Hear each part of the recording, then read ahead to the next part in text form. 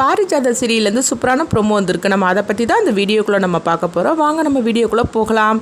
இசை பார்த்தோம்னா வர்ஷினி கன்சீவாக இருக்கிற விஷயம் தெரிஞ்சு அவங்க வர்ஷினிக்கு அவங்க ஆறுதல் சொல்லி அவங்க வீட்டுக்கு அழைச்சிட்டு வராங்க. இப்போ வர்ஷினி சொல்கிறாங்க, நான் சொல்கிறத கேளுங்க, இந்த நிச்சயார்த்தத்தை உடனே நிறுத்தணும் அப்படின்னு சொல்லிட்டு இருக்கும்போது அப்போ உடனே பார்த்தோம்னா இசை விஷால் கிட்ட இந்த விஷயத்தை பற்றி சொல்லியிருந்தாங்க. விஷால் உடனே அவங்களும் அதிர்ச்சடைகிறாங்க.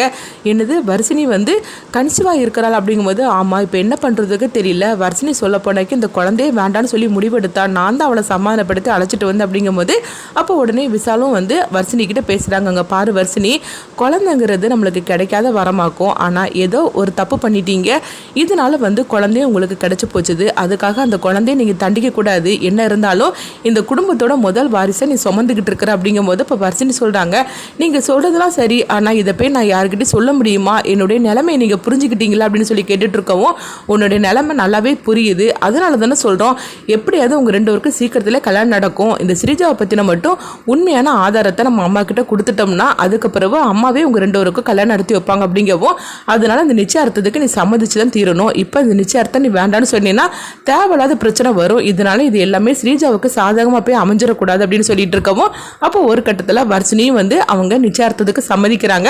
அப்போ வர்ஷினி சொல்கிறாங்க, இது நிச்சயார்த்தத்துக்கு நான் சம்மதிக்கணும்னா அந்த மோதிரத்தை அசோக் என் விரல போடக்கூடாது, அதே மாதிரிக்கு நானும் அசோக் கையில் அந்த மோதிரத்தை போட மாட்டேன், அதுக்கு நீங்கள் ஏதாவது ஒன்று பண்ணணும், அப்படி நீங்கள் செய்கிறேன்னு சொல்லி சம்மதிங்க, நான் அந்த நிச்சயார்த்தத்துக்கு ஒத்துக்கிடுது அப்படின்னு சொல்லவும் உடனே விசாலும், அதனால என்ன, அவன் உன் கையில் மோதிரத்தை போட மாட்டான், அதுக்கு நான் பொறுப்பு அப்படின்னு சொல்லவும் நீ போய் கிளம்பு அப்படிங்கிறாங்க. உடனே வர்ஷினியும் சரின்னு சொல்லிட்டு அவங்க கிளம்புறாங்க. பீசை விசால் கிட்ட கேட்டுட்டு இருக்கிறாங்க, என்ன விசால் நீ வர்ஷினி கிட்ட இப்படி சொல்லிட்ட, என்ன பண்ண போற அப்படிங்கும்போது, இங்கே கொஞ்சம் நேரம் கொஞ்சம் அமைதியாக இரு, எப்படியாவது யோசனை பண்ணி நம்ம அதை தடுத்து நிறுத்தலாம் வா அப்படின்னு சொல்லி அவங்க அழைச்சிட்டு போகவும், அடுத்து பார்த்தோம்னா வர்ஷினி அவங்க பட்டு புடவைலாம் கட்டிட்டு வரவும் உடனே ருக்மணி வர்ஷினியை பார்த்து சொல்றாங்க, இந்த புடவையில நீ எவ்வளவு அழகா இருக்க தெரியுமா, நான் எதுக்காக இத்தனை வருஷம் நான் ஆசைப்பட்டனோ அது நடக்க போது, நீ ஒரு பெரிய குடும்பத்துல மருமகளா பொண்ணுன்னு சொல்லி நான் ஆசைப்பட்டேன், ஆனா அது கடைசியில தட்டி போயிடுச்சுது, எல்லாத்துக்கும் காரணம் இந்த இசையை தான், ஆனா திரும்பவும் அந்த வாய்ப்பு நம்மளுக்கு கிடைச்சிருக்குது, இந்த முறை கண்டிப்பாக நான் ஆசைப்பட்டது தான் நடக்க போகுது அப்படின்னு ருக்மணி வர்ஷினியை பார்த்து சொல்லவும் இப்போ வர்ஷினி எதுவுமே பேசாமல் அமைதியாக இருக்கிறாங்க.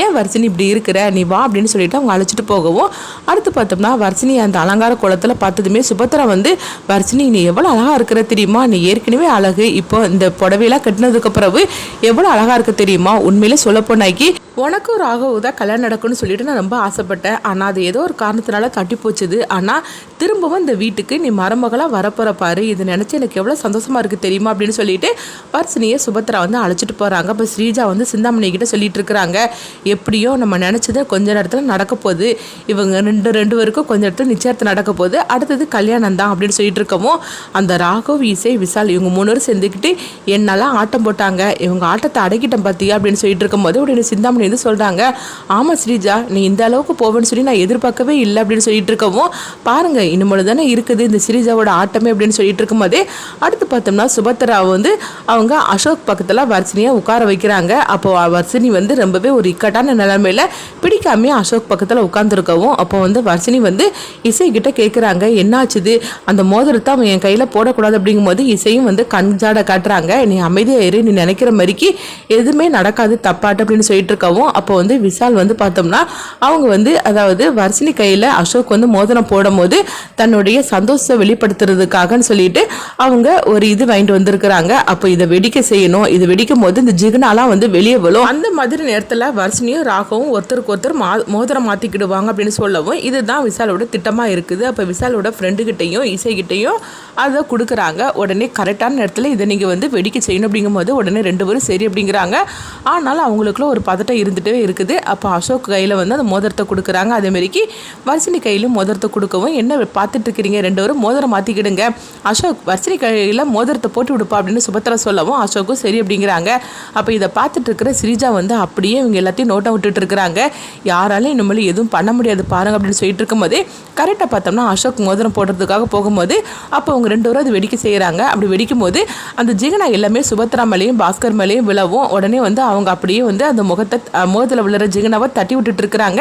இந்த மாதிரிக்கு நேரத்தில் ராகு அவங்க போகிறாங்க. ராகு பார்த்தோம்னா அசோக் கையில் இருக்கிற அந்த மோதிரத்தை வாங்கி வாங்கி வர்ஷினி வரல போட்டு விட்டுருந்தாங்க. வர்ஷினியும் வந்து ராகவ் கையில் அந்த மோதிரத்தை போட்டு விட்டுருந்தாங்க.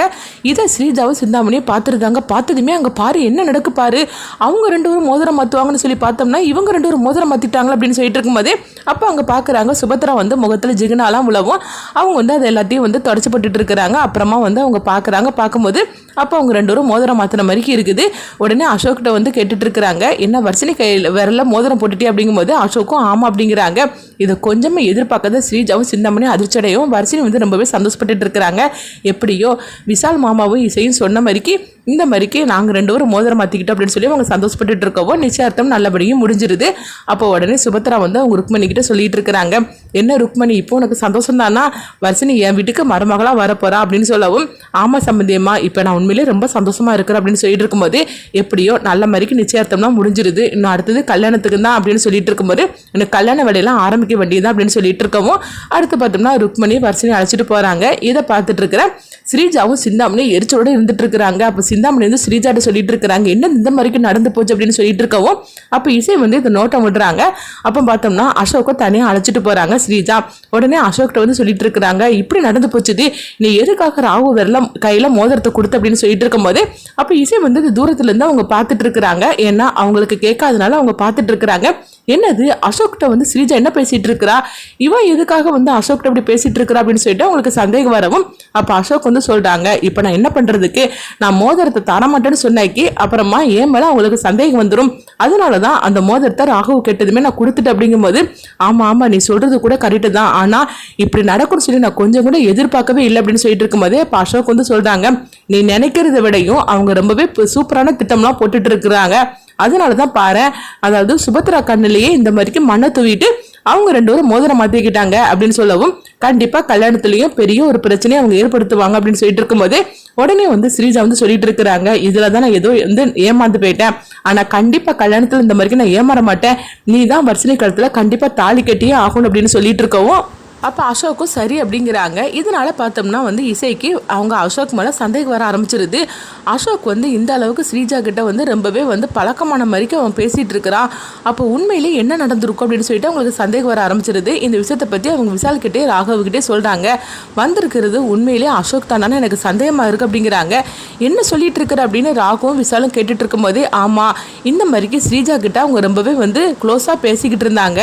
அசோக் கிட்ட வந்து ஸ்ரீஜா இந்த மாதிரிக்கெல்லாம் பேசக்கூடிய ஆளே கிடையாது, ஏன்னா அசோக்கு இப்பதான் வந்திருக்கிறாரு. அப்படி இருக்கும்போது இவங்க 2 பேரும் பேசுறதா இருந்தா கூட எல்லாரும் முன்னாடியுமே பேசலாமே, எதுக்காக தனியா போய் பேசணும், எனக்கு என்னமோ அசோக் மேல சந்தேகம் வருது அப்படின்னு இசை சொல்லவும் இதை கேட்டதுமே விஷால் வந்து நீ சொல்றது கூட கரெக்டா கூட இருக்கலாம், சரி எதுக்கும் நம்ம வந்து உண்மையை கண்டுபிடிக்காம நம்ம எதுவும் பண்ணக்கூடாது, அந்த ஸ்ரீஜா லேஸ்பட்டவ கிடையாது அப்படின்னு சொல்லிட்டு வந்திருக்கிறது உண்மையான அசோக்கா இல்லையான்னு சொல்லிட்டு அவங்க கண்டுபிடிக்க இறங்குறாங்க. அடுத்தது என்னதான் நடக்க போகுது, வந்திருக்கிறது உண்மையான அசோக் இல்லைன்னு சொல்லிட்டு அவங்க கண்டுபிடிச்சிருவாங்களா இசையும் விஷாலும், அடுத்து என்ன நடக்க போகுதுன்னு சொல்லி வெயிட் பண்ணி பார்க்கலாம்.